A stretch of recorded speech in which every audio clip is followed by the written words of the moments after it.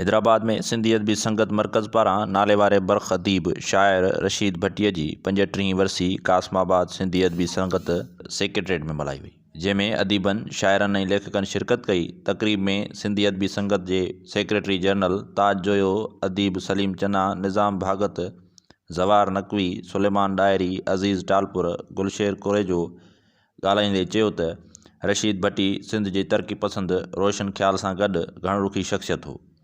सॼी ॼमार कलमी पोरे सां जुड़ियल रहियो। रशीद भट्टी सिंधी अदबी संगत जो सेक्रेटरी जनरल बि रहियो। हुन रुजत परस्ती, आमरियत ऐं ॾाढ ख़िलाफ़ न रुगो इल्मी अदबी मैदान ते पर सियासी तरह बि वधी चढ़ी अॻिएं सिफ़नि में रहियो।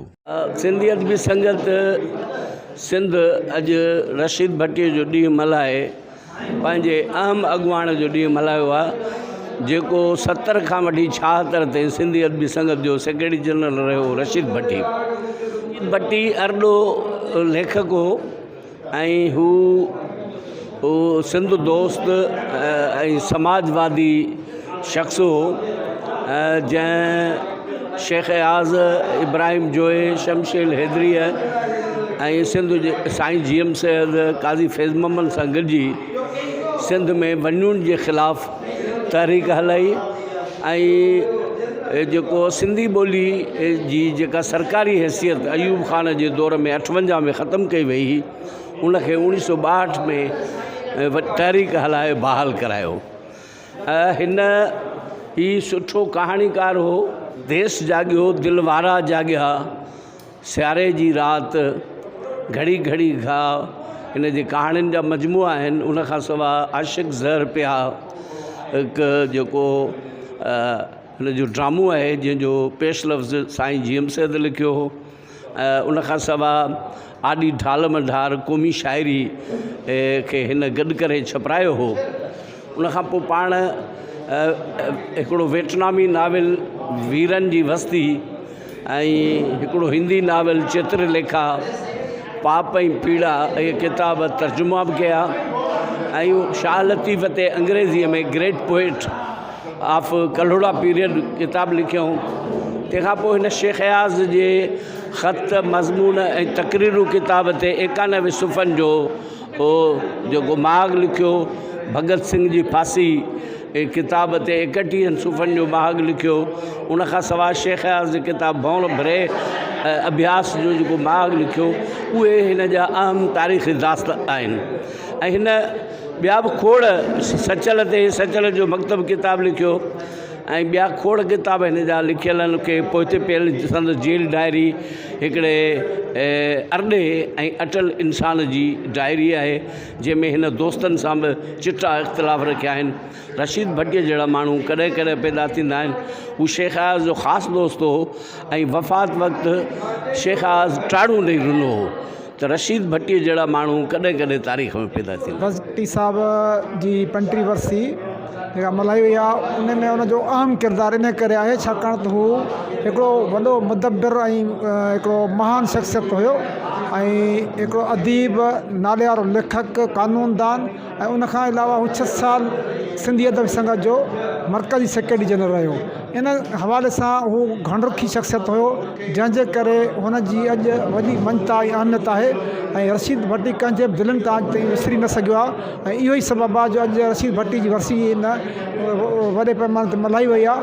ऐं रशीद भट्टी हिकिड़ो अहिड़ी शख़्सियत हो जंहिं पंहिंजे पूरे ख़ानदान खे तइलीम सां रोशनास करायो ऐं पूरे ख़ानदान खे सुठनि उहिदनि ते सुठनि पोस्टनि ते उहे पहुता ऐं हू रोशन ख़्याल रहिया, तरक़ी पसंद ख़्याल रहिया ऐं पाण बि ऐं उनजो ख़ानदान बि।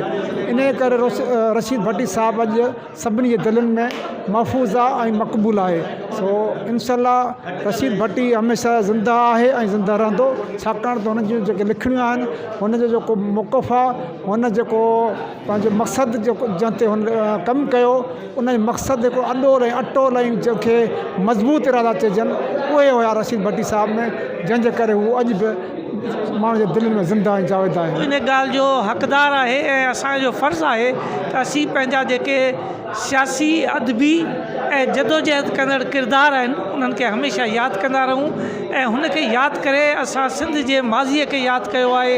सिंधी ॿोली, सिंधी अदब ऐं सिंध में जेका जागरता पैदा थी आहे वञण जे ख़िलाफ़, इहे उन दौर जा किरदार आहिनि। उन्हनि खे यादि करण खां पोइ असांखे महसूसु थिए थो त असांखे उन्हनि जे नक्शे क़दम ते हली सिंध जे अदब खे, सिंधी ॿोलीअ खे ऐं सिंध जे समाज खे सुधारण जी कोशिशि करणु घुरिजे।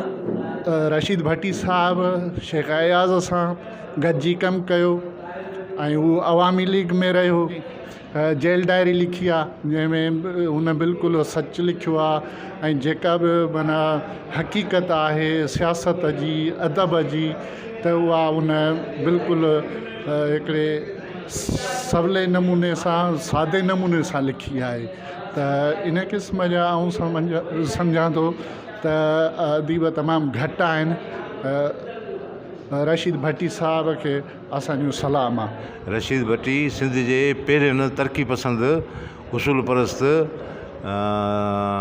अदीबनि, शाइरनि ऐं मुतरजमनि ऐं नक़ादनि मां पहिरियों माण्हू हो।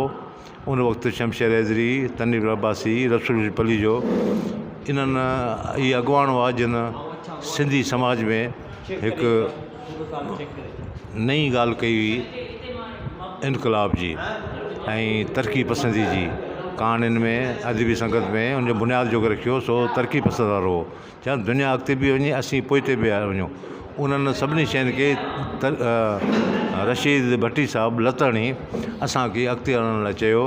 डो, पीणा, जिनड़ियूं ॿियूं उन्हनि सभिनी ॻाल्हियुनि खे रद्द कयो ऐं सलाम आहे रशीद भट्टी खे। ऐं जंहिं 1970 में सिंधी अदबी संगत जो सेक्रेटरी बि रहियो ऐं हुन सॼी ज़िंदगी पंहिंजे वतन लाइ, पंहिंजी ॿोली जे लाइ ऐं रोशन ख़्याली जे लाइ, तरक़ी पसंदि लाइ वक़फ़ कई। हुन जूं कयल सिंधी इल्मु, अदब, ॿोली ऐं समाज लाइ ख़िदमतूं उहे कंहिंखां बि ॻुझूं कोन्हनि के ऐं तारीख़ जे सुफ़नि जीअं हू असांजे दिलनि में हमेशह ज़िंदह ऐं सलामत रहंदो। अॼु संदसि वरसीअ जे मौक़े ते ही हिकु मुख़्तसिर मगर बावकार तक़रीब मुनक़द कई वई जंहिंमें संदसि ख़िदमतुनि ते तफ़सील सां रोशनी विधी वई। रशीद भट्टी इंतहाई अर्दो ऐं बेबाक हिमतनि वारो इंसान हो। हुन हमेशह क़ौम खे हिमथाए अमली साथ ॾिनो। रशीद भट्टीअ जूं तसनीफ़ूं दुनिया जे अज़ीम अफ़साना आशिक़ ज़हर प्याग, आॾो ढालम ढार, रियासत ऐं आज़ादी, जेल जी डायरी सिंधी अदब जो लाज़वाल सरमायो आहे। Waheed Mustafa, voice of Sindh TV news, London, Hyderabad.